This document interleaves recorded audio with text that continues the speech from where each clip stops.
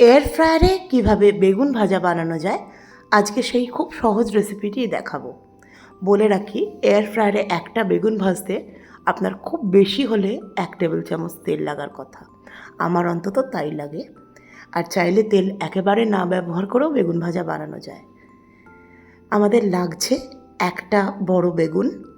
বেগুনের ডাঁটিটিকে বাদ দিয়ে দিতে হবে। তারপর বেগুনটিকে যেরমভাবে আমি দেখিয়েছি এইভাবে গোল গোল করে কেটে নিতে হবে।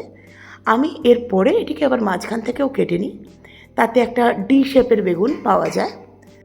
আপনারা চাইলে অবশ্যই বড় বড় টুকরো করেও বেগুনকে কাটতে পারেন। আমার এই মাপটাই ভালো লাগে যখন আমি এয়ার ফ্রায়ারে ভাজি।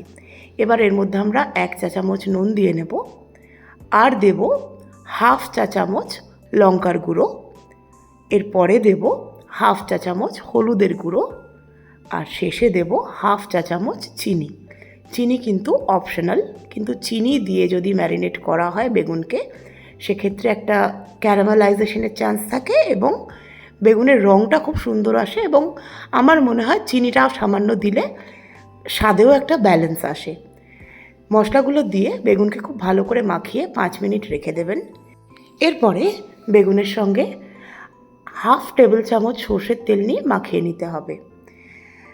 সর্ষের তেলের বদলে অন্য তেলে ব্যবহার করতে পারেন, তবে যেহেতু বাঙালি রেসিপি এবং বেগুন ভাজা, সর্ষের তেল দিলে সর্ষের তেলের যে সিগনেচার গন্ধ সেটা পাওয়া যায়।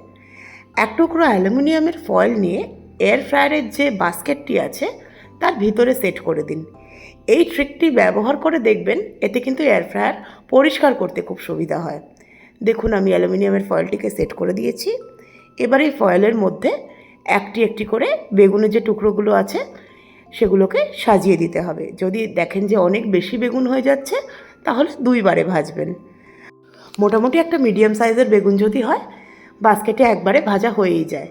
বেগুনগুলো সাজিয়ে নেওয়ার পরে এয়ার ফ্রায়ারের মধ্যে বাস্কেটটিকে সেট করে দিতে হবে। এখানে বলি, আমার যেহেতু ইন্ডিয়ান এয়ার ফ্রায়ার, তাই এটা সেলসিয়াসে আছে। 200 ডিগ্রিতে সেট করে প্রথমে 12 থেকে 15 মিনিট মতো বেগুনটিকে ভেজে নিতে হবে। ভাজা হয়ে গেলে এরপরে এই বেগুনের গায়ে একবার অয়েল ব্রাশ করতে হবে। টোটাল বেগুনটা ভাজতে আর আপনার 1/2 টেবিল চামচ তেল লাগবে।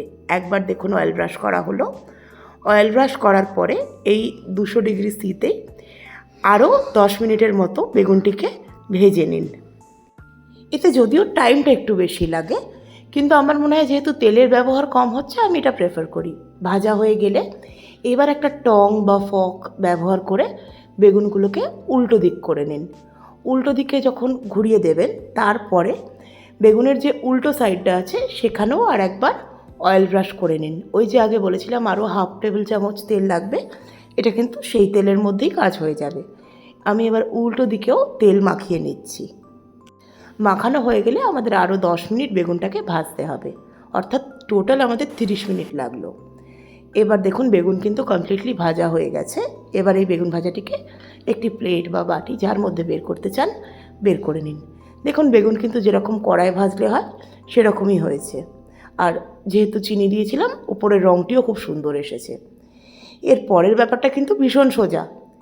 দেখুন বেগুনগুলো যখন নিয়ে নেওয়া হলো, এর পরে যেটা হবে, আমি এই যে অ্যালুমিনিয়ামের ফয়েলটি আছে এটিকে সরিয়ে দিচ্ছি।